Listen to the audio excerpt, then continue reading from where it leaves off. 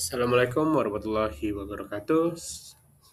Perkenalkan, nama saya Muhammad Ibn Hafiz dari jurusan Teknik Mesin D3 Teknik Mesin B.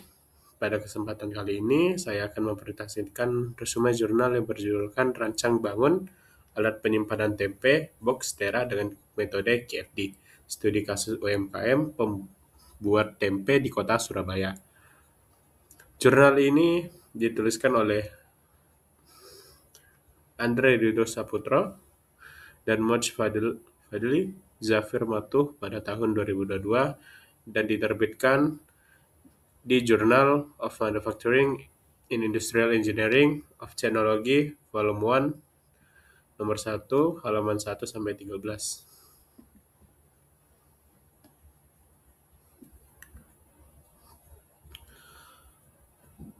Latar belakang penelitian ini cukup menarik. Jadi UMKM produksi tempe di Surabaya salah satunya pemilik Pak Ferry di daerah Kapas Jaya masih menggunakan alat penyimpanan tradisional. Alatnya sederhana, terbuat dari kayu yang tersusun bertingkat.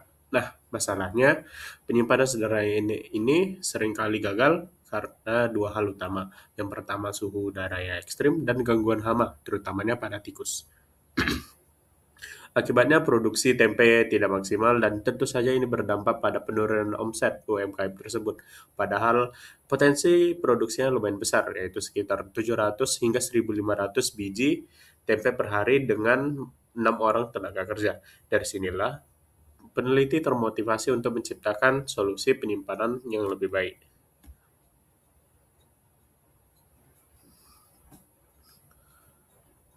Lalu apa tujuan dari penelitian ini? Tujuan Tujuannya adalah untuk merancang dan membangun alat penyimpanan tempe inovatif yang diberi nama Boxtera. Alat ini dirancang tidak hanya sebagai tempat simpan, tetapi juga dilengkapi teknologi pengatur suhu, pengatur kelembapan, dan sistem kontrol. Harapannya alat ini bisa mengatasi masalah cuaca dan hama tersebut. Untuk mencapai tujuan itu, peneliti menggunakan metode Quality Function Deployment atau disingkat QFD dengan alat bantu utama berupa House of Quality. Data dikumpulkan dari 14 UMKM tempe di Surabaya melalui observasi, wawancara, dan penyebaran kuesioner.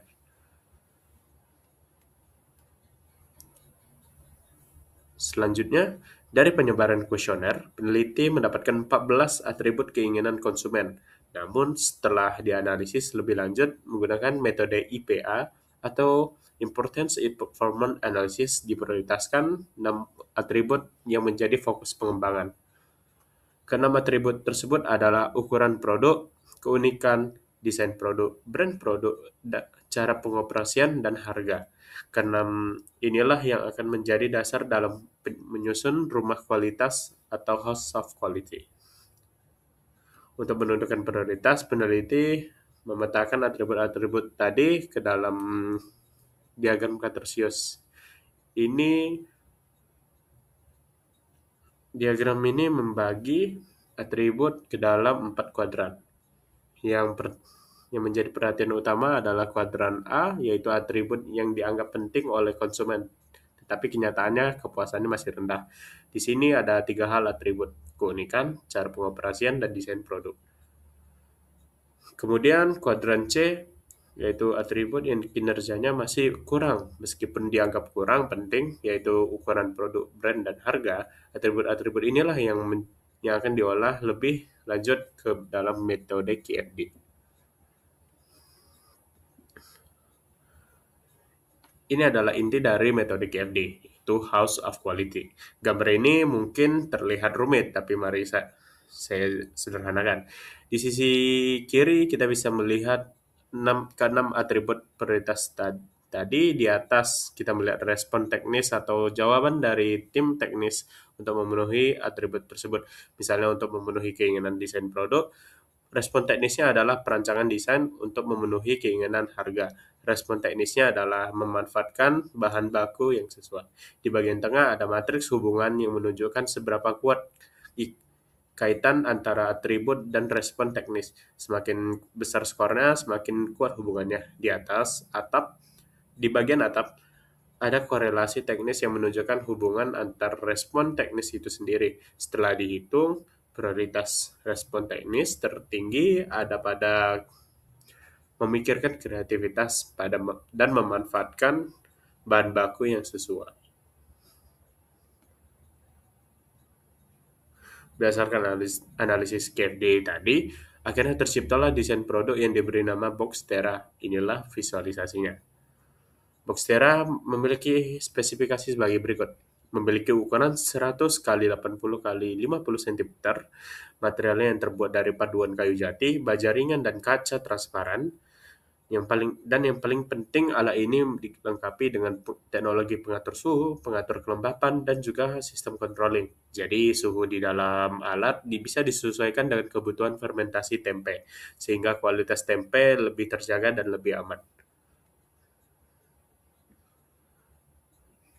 Kesimpulan dari penelitian ini adalah metode KFD terbukti berhasil menjembatani antara kebutuhan UMKM dan dengan proses teknis perancangan produk.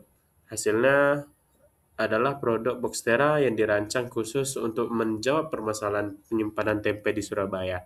Manfaatnya yang diharapkan pada produk ini yang pertama, mengurangi resiko kegagalan produksi akibat cuaca dan hama. Yang kedua, membantu UMKM meningkatkan produktivitas dan omset penjualan. Ketiga, meningkatkan daya saing produk tempe lokal di pasaran.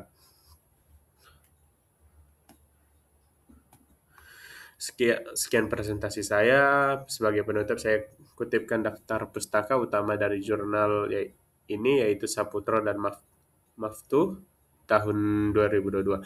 Mohon maaf apabila ada kekurangan kata dan saya siap menerima pertanyaan. Terima kasih atas perhatiannya. Wassalamualaikum warahmatullahi wabarakatuh.